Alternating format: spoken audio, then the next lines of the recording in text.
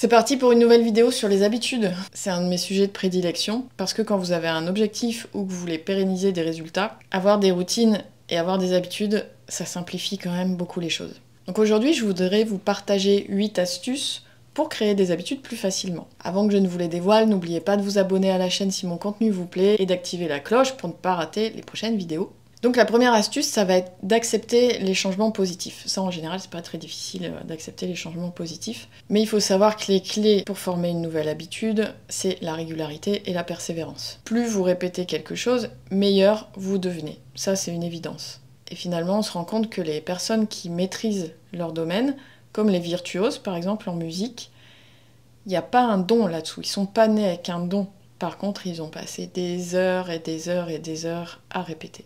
Alors il faut rester concentré, il faut travailler sur ses objectifs, il faut persévérer et il faut rester ouverte à des nouvelles aventures, comme par exemple manger des protéines le matin. Deuxièmement, il faut savoir que nos habitudes dépendent aussi de notre culture et notre environnement nous influence bien plus que ce que nous pouvons le penser. J'avais déjà fait une vidéo là-dessus, mais il faut savoir qu'en général, vos habitudes sont à peu près les mêmes que les personnes que vous côtoyez le plus, c'est-à-dire votre entourage proche.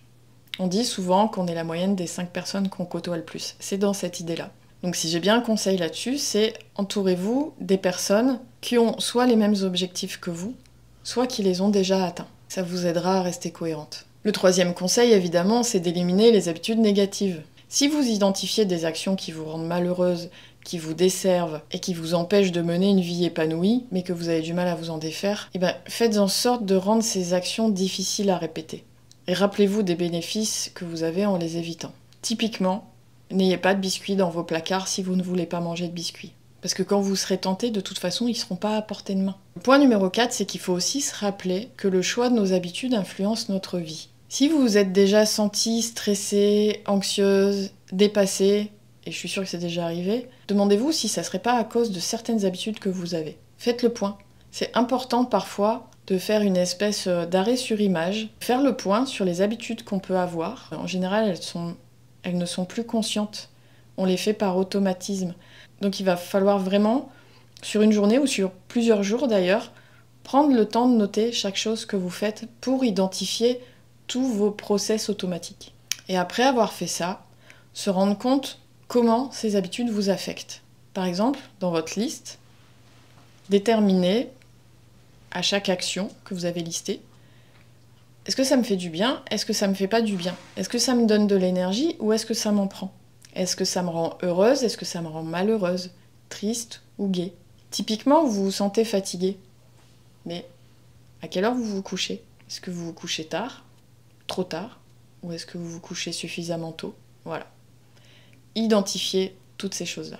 Le 5e point, pour revenir dessus, c'est la régularité.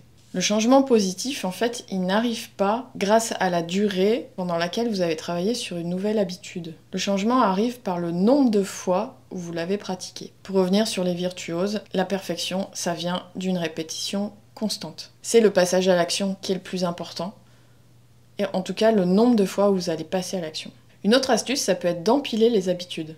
C'est très difficile de se débarrasser d'une ancienne habitude en une seule journée. Une manière simple de se débarrasser d'une ancienne habitude, c'est de l'empiler avec une nouvelle habitude. Ça, c'est une approche qui vous permet de mettre en place la nouvelle habitude à chaque fois que vous avez envie de pratiquer l'ancienne. Quand vous sentez l'envie de boire un verre de vin le soir quand vous rentrez du boulot, à la place, allez promener le chien. Donc vous avez superposé ces deux habitudes, mais vous avez remplacé l'ancienne par la nouvelle qui est plus saine. Et en plus, votre chien, il sera content. 7e point, vous pouvez aussi créer des signaux visuels clairs. Il faut laisser des indices clairs pour vous rappeler vos bonnes habitudes. Comme ça, vous pouvez les identifier plus facilement et passer à l'action plus rapidement. Par exemple, vous laissez votre sac de sport prêt à partir, en évidence, près de la porte de sortie de votre logement, par exemple. Comme ça, en le voyant, ça vous fera penser que oui, vous devez aller vous entraîner. Et puis, 8e, utilisez des récompenses. Félicitez-vous, récompensez-vous. Ça crée des circuits neuronaux dans le cerveau, qui sont des boucles positives. Parce que chaque action est le résultat d'une attente. Vous savez, ça dépend de la dopamine, tout ça. Et votre réponse, en fait, votre passage à l'action, il est déclenché par le désir de vous sentir bien. Donc, utilisez des récompenses. Par exemple, quand vous avez franchi un step, je sais pas, vous pouvez vous fixer, vous dire, par exemple, quand j'aurai perdu 5 kilos, je m'offrirai un massage, ou une session de shopping, ou un ciné, ça c'est comme vous voulez. Et dernier conseil, dans tout ça, j'en ai déjà parlé mais je vais le répéter ici, pour créer une habitude, souvenez-vous qu'elle doit être évidente. Si vous voulez commencer par exemple à manger des œufs le matin, placez-les en évidence à côté de votre cafetière ou de votre bouilloire. Comme ça le matin, même si vous êtes encore un peu dans le brouillard, en voulant faire votre boisson chaude, vous verrez les œufs, ça vous rappellera que vous avez pris une bonne décision. Si vous voulez boire plus, gardez toujours un verre d'eau ou une bouteille d'eau à proximité, en tout cas dans votre champ visuel pour vous le rappeler. Si vous voulez vous mettre au sport, gardez vos baskets de la même façon à portée de vue. Donc elle doit être évidente, elle doit aussi être irrésistible. C'est-à-dire qu'elle doit stimuler votre dopamine. C'est-à-dire précéder une récompense. Par exemple, se dire « je me poserai devant Netflix quand j'aurai fait mes 30 minutes de sport ». Donc elle doit être évidente, irrésistible, elle doit aussi être facile. Ce que vous cherchez à mettre en place, ça ne doit pas générer trop de résistance. Typiquement, moi dans le groupe de femmes que j'accompagne, une des premières choses qu'on fait, c'est de mettre en place des protéines au petit-déj. Prenons l'exemple de quelqu'un qui aurait l'habitude de manger pain beurre confiture le matin avec des viennoiseries. Cette personne, si je lui dis à partir de demain, tu vas manger des sardines avec des olives au petit-déj, comment vous dire que ça risque d'être très compliqué et de générer beaucoup de résistance. Par contre, cette personne, je peux aussi lui dire, à partir de demain matin, essaye de manger un fromage blanc ou essaye de manger un bowl cake, parce que c'est ce qui va le plus se rapprocher de ce qu'elle fait actuellement, mais par contre, on aura quand même augmenté la dose de protéines.